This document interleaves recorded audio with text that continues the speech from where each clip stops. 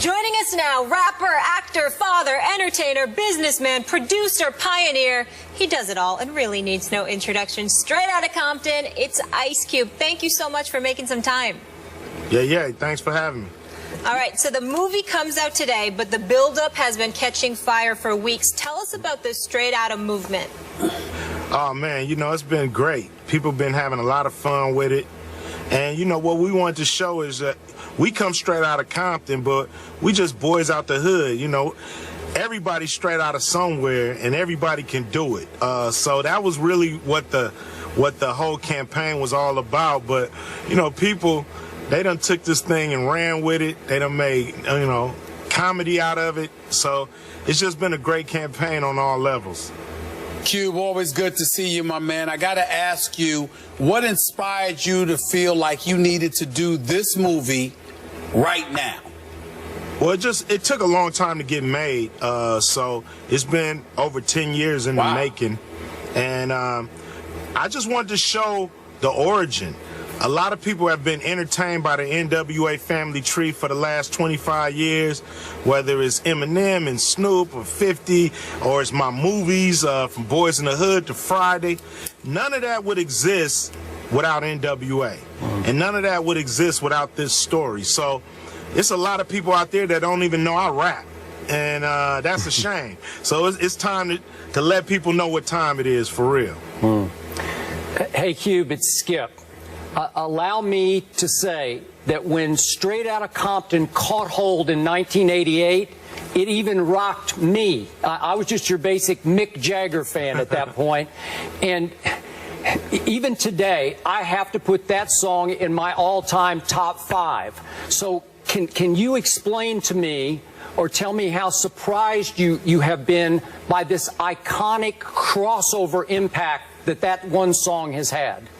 Well, you know, it was a thing where we thought we were going to just be an underground group. We never thought that this music would make it to the mainstream because it was so hardcore, and at the time it was so taboo.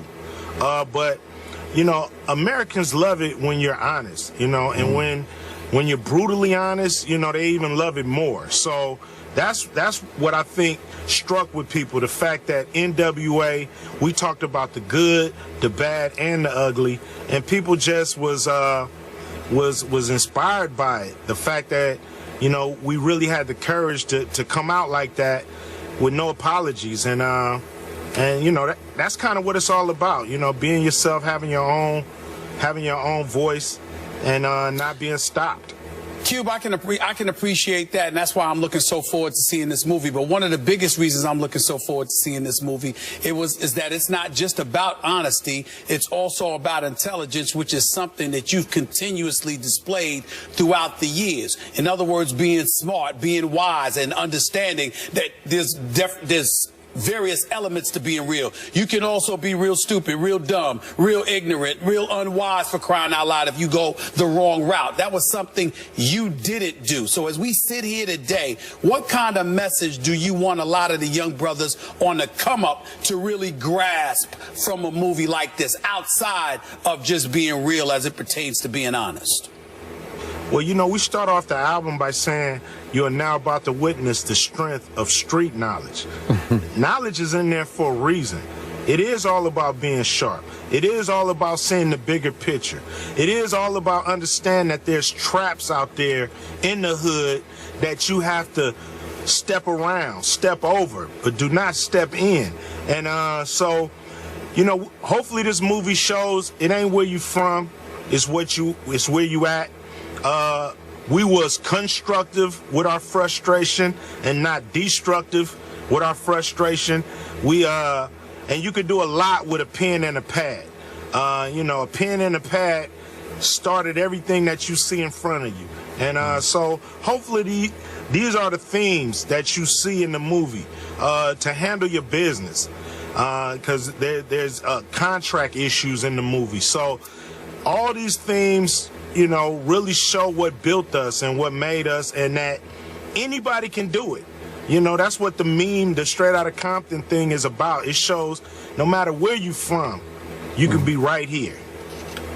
So what did it mean to you to have your namesake play you, O'Shea Jr., to play you in this movie? Oh, man, you know, all fathers or even mothers, any parent, just love when your kid steps up. When you give them something to do and they do it, you know, and use all the talents and skills that you taught them. So, you know, I feel the same way about my son. The fact that he took on this role, we couldn't give him the job. He had to earn it.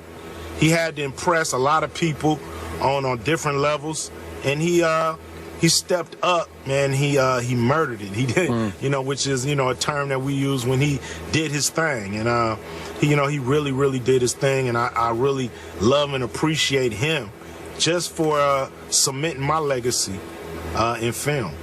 We can't wait to see it straight out of Compton in theaters today. Ice Cube, we appreciate you so much. Proud of you, bro. Hey, thank you guys, man. I love watching you guys. You know, y'all my favorite on TV. Keep doing what you're doing. Keep debating, baby. Can't wait to see that movie tonight. It was the preseason opener for the Packers in the past last night, not only with Aaron Rodgers on the field, but also number 12 suited up and started. Find out next what we saw from that game. And in other preseason action, the Packers took down the Patriots 22-11. Tom Brady did start, and he played for 2 series. He went 1 of 4 for 10 yards. Then insert Jimmy Garoppolo, who played into the fourth quarter, going 20 of 30 for 159 and an INT, and he was sacked 7 times. Skip, how worried should the Pats be? Stephen A., before I answer Molly's question, a quick aside. I was shocked last night, and I did watch most of this game. Aaron Rodgers was allowed to attempt 19 passes in preseason game number 1, and last year in the total preseason, he had 33 passing attempts. So I guess the Packers really wanted to lay it on Bill Belichick and Tom Brady and the Patriots in Foxborough last night. That's all I can figure out, but that's just a quick aside. Now, back to Garoppolo. The young man had a rough first half after he replaced Tom Brady. And Stephen A., I'm going to remind you that last year as a rookie, Jimmy Garoppolo actually threw for the 2nd most yards in the entire preseason. But he did it in the shadows. Nobody noticed because nobody really cared.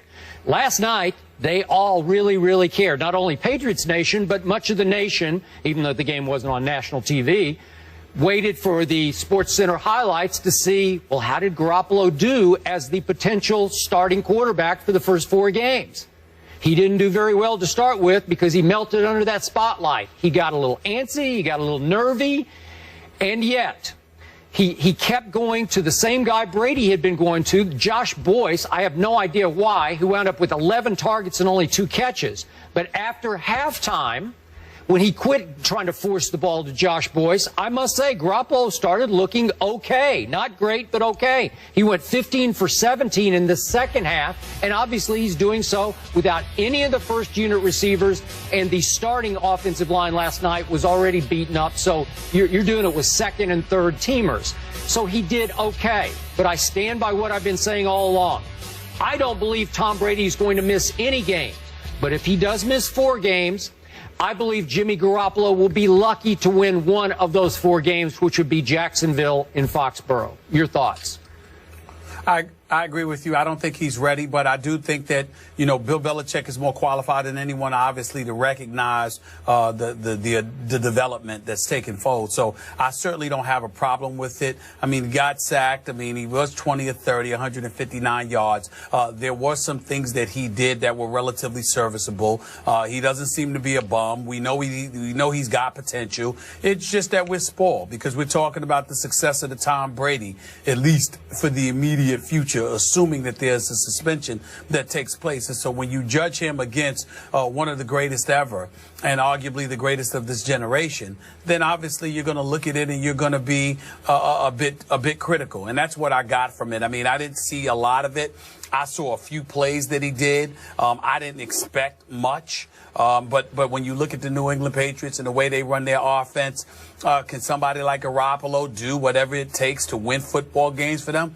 I think it's potentially possible to be serviceable, if not average. And I definitely think that I saw some of that last night. You know what? I should point out, I just remembered, this was on NFL Network. I was watching it locally, so I guess more people could have seen it. So maybe Garoppolo's aware of that. So, you know, this is a second-round draft pick by Bill Belichick. So, obviously, Belichick, I don't know if I'll go so far as loves this kid, but he really, really likes him if he took him in the second round. And I liked him when I saw the little bits and pieces of him last year. But when you get thrown into that fire, trying to replace that quarterback, if in fact he has to in regular season games, I'm just not sure he can live up to that. Which brings me to my positive takeaways from last night for the Patriots. Jonas Gray suddenly escaped from Bill Belichick's doghouse. You remember he went for 201 at Indy on that Sunday night last year and wound up in the doghouse the week after. But he had that breakaway 55-yard run, and he looked like, you know, a big beastie stallion, man. I mean, he's a big kid who can fly. So that could really bode well. That could serve Jimmy Garoppolo well. And then on the defensive side, again, Aaron Rodgers went after the Patriots, and especially after Super Bowl hero Malcolm Butler early in that game. And I thought Malcolm stood up to it. I thought he made some nice plays. I thought he hung in there. I think he's going to be pretty good as he tries to emerge as their new starting cornerback. I think he will as well. And to get back to Garoppolo, I also like the fact that he was upset after the game, recognizing that 11 points wasn't enough, saying it repeatedly to reporters and other folks as well, weighing himself and judging himself very, very harshly. Obviously, you got to move on. You can't sit there and languish in the misery of a subpar performance or whatever the case may be. But when you talk about the success of the Tom Brady, you need to be somebody that cares that much. You need to be somebody to be the kind of quarterback where that stuff matters to you, that you're pretty damn close to a perfectionist. And by all accounts, it appears to be that Garoppolo is that way. So I think that they're heading in the right direction. I think he's heading in the right direction. And I don't think it's one of those situations where we need to dissect him ad nauseum to the point where we're trying to project what he will and will not be, because it really doesn't matter. Unless Tom Brady's planning on retiring sometime soon, Garoppolo may have a few games under his belt if the suspension holds up. But outside of that, we're not expecting him to see any kind of quality or significant playing time in the very near future, not as long as Tom Brady is breathing. So if, in fact, Garoppolo has to play those first 4 games, what's your projection when you go Pittsburgh, then at Buffalo, then Jacksonville, then a week off and at Dallas? 1-3. They'll beat Jacksonville. That's all I got. I would agree. I don't know if that's saying too much there, guys, but moving on, the Patriots go to West Virginia to train with the Saints in New Orleans prior to their game. That's August 22nd. And A-Rod, you said 19 attempts there. He was 11 of 19, 117 yards, and was sacked twice. Johnny Manziel was on the field last night putting up points, but how did he really look from the guy's point of view? They'll tell you on the other side.